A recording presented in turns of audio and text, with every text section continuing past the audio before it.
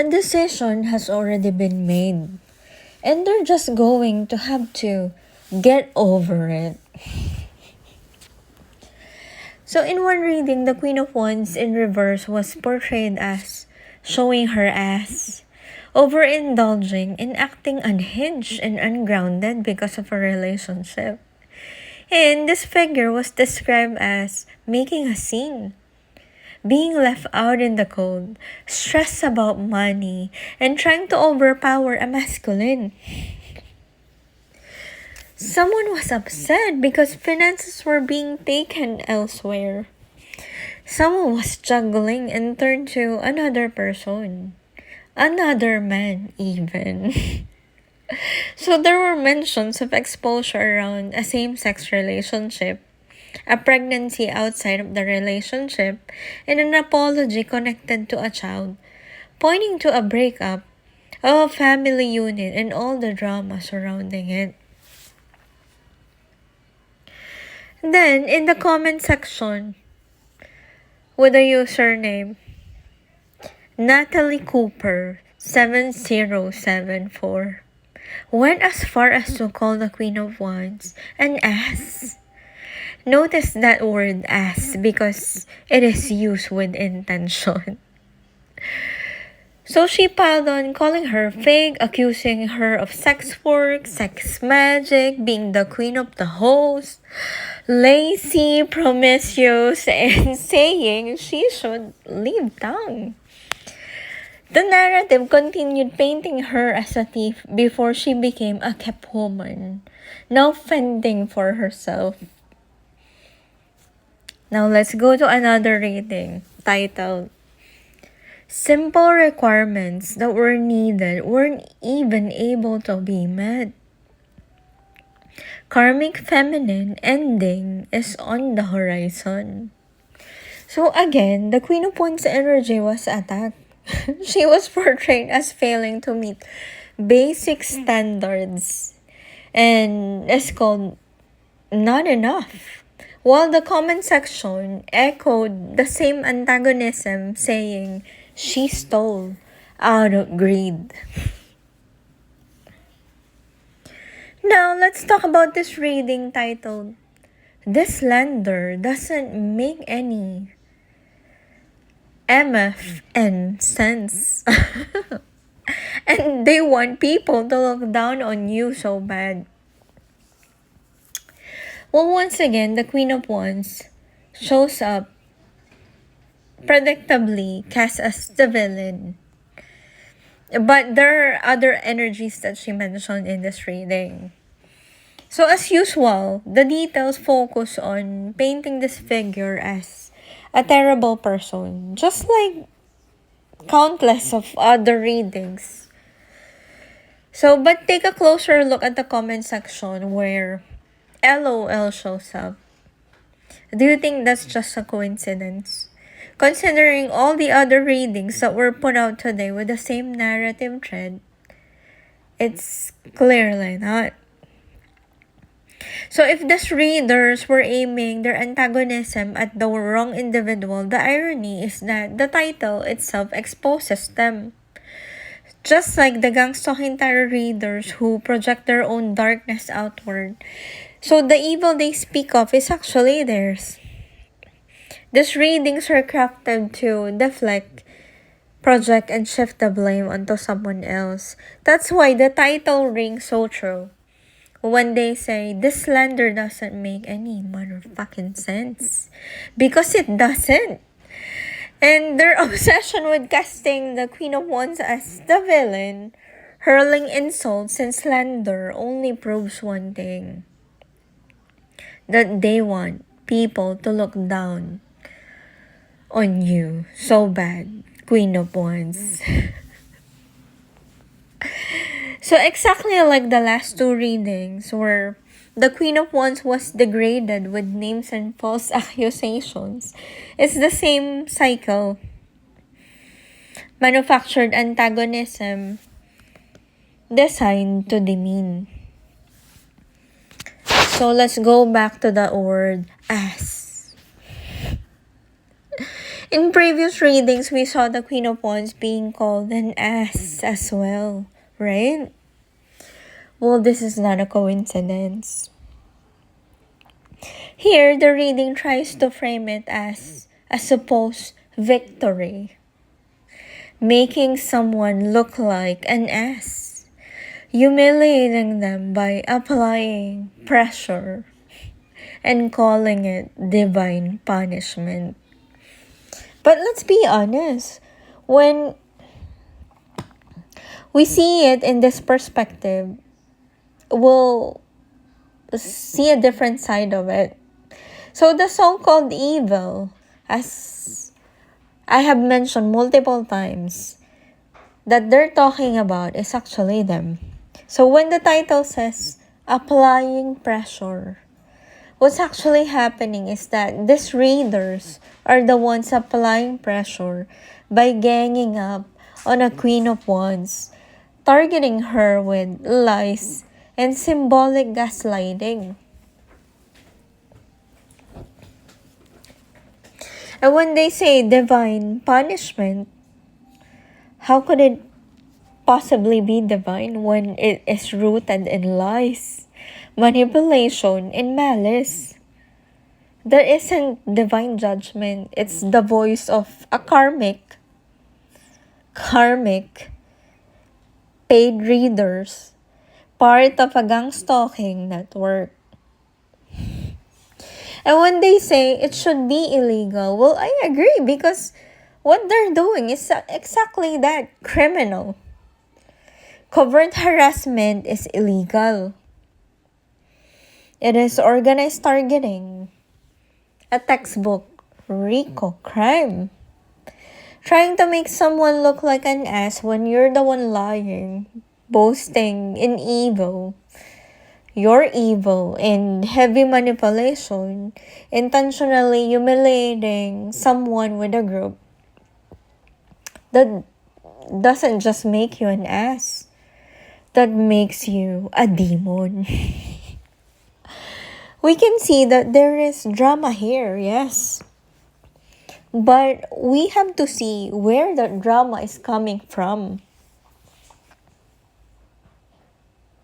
Now, let's take a look at this faceless AI video titled, "Their Drama Exposed Them as Small and Cheap."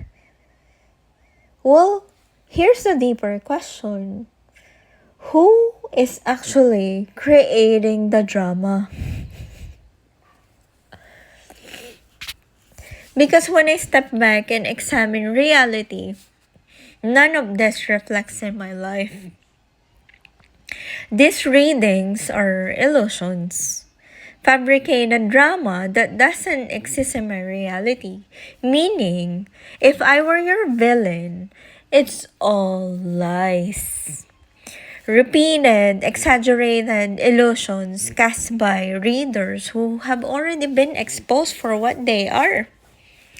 Flying monkeys, paid tarot mouthpieces, and a jealous coven of witches. It's the same pattern: gang stalking, projection, and symbolic gaslighting, confirmed even by whistleblowing tarot readers. So what is this really? Well, if none of it is true, then the drama belongs to them. They are the creators of this stage narrative.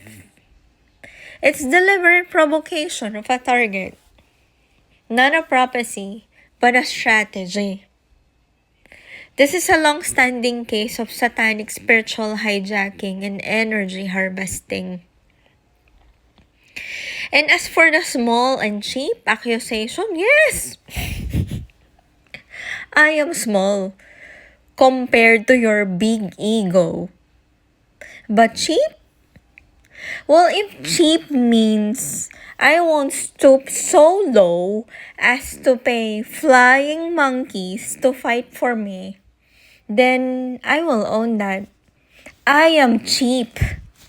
Cheap enough to fight this battle alone, single-handedly, slaying the cheapest. This is textbook narcissism. What do narcissists do when confronted?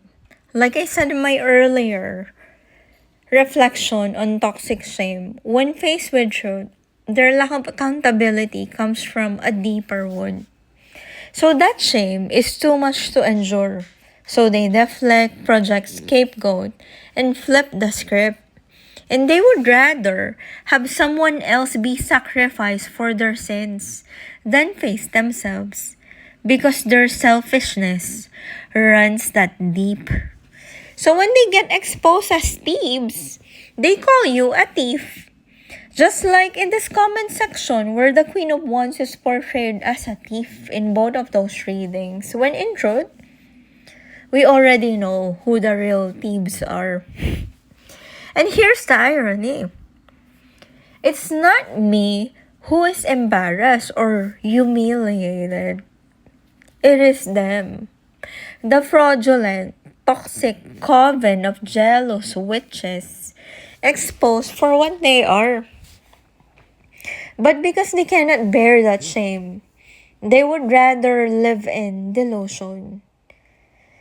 Then they try to transfer that shame by humiliating someone with lies because they are ashamed. Because they wanted you to feel that shame that they're feeling. The problem is you cannot be humiliated or even feel embarrassed with a bunch of lies. But their egos cannot accept defeat. So they create more illusions of victory with lies. And in order to maintain and sustain this world of delusion, they have to create more lies. And their lies feeds their ego. The main reason why they will kill, because in truth, they will starve to death. It's the only way they can survive their own embarrassment, through delusions of grandeur, constructing a false reality. So, let us construct that AI video saying their drama exposes them as small and cheap. Well, my truth exposes you as small and cheap. And to call that truth to be some drama is manipulation. And you, not wanting that drama, is like a narcissist saying, I don't want no drama. I'm silently manufacturing chaos and harm in your life. I will stay calm and collected, while all my flying monkeys will do the work for me. Then I saw one comment in one of these readings saying, weakening through delusions is a coercion and way of the devil. Now, speaking of delusions, in one of my videos, I said that I cut off this person and that there was a snake in my pick a card readings.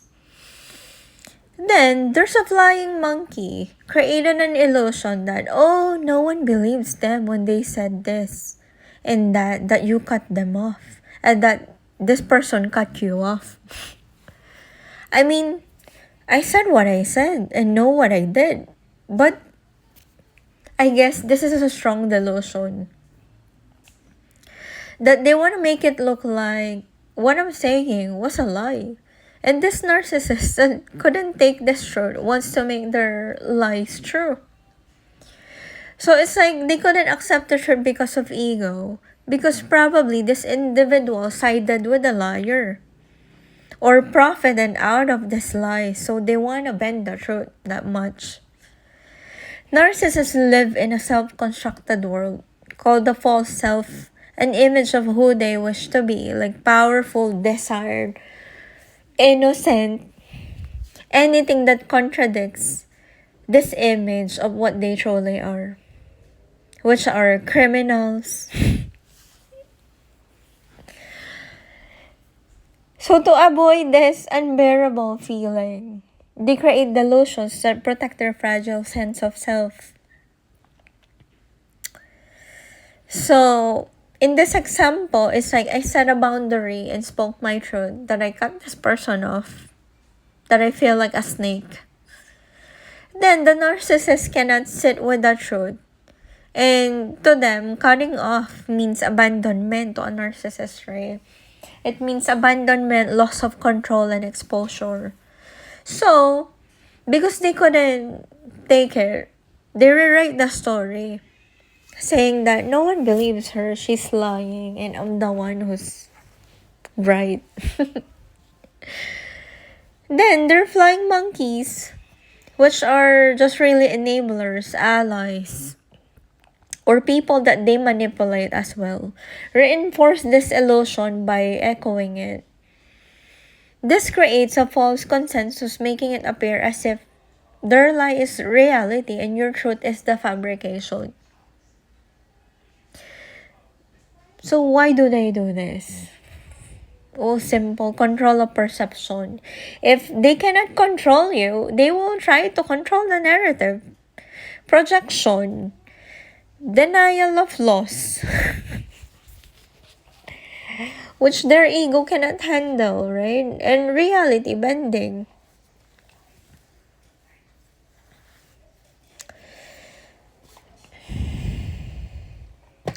So the delusion defined. This is known as a narcissistic delusion of omnipotence and control over reality. They believe that truth is malleable, that they can bend reality with lies, manipulation, and repetition until others accept it. At its root, it's a defense against shame. If I can convince others that she's lying, then I never lost. I was never wrong. And I was never abandoned. But the paradox is, you know the truth of your actions. You cut them off. You said what you said. And the narcissist knows it too, but they cannot accept it. So they live in a delusion where their lie must become the reality. So the more you hold your truth without wavering, the more desperate they become to prove their false version, because your very existence threatens their delusion. So in short, the narcissist's delusion is that their version of reality must override actual reality. They can never accept rejection, accountability, or exposure. So they twist the narrative, enlist others, and attempt to gaslight the world. It's not just manipulation, it's a survival mechanism for their false self. And for these individuals, it is truly survival. Because they know time is running out and they are going to jail.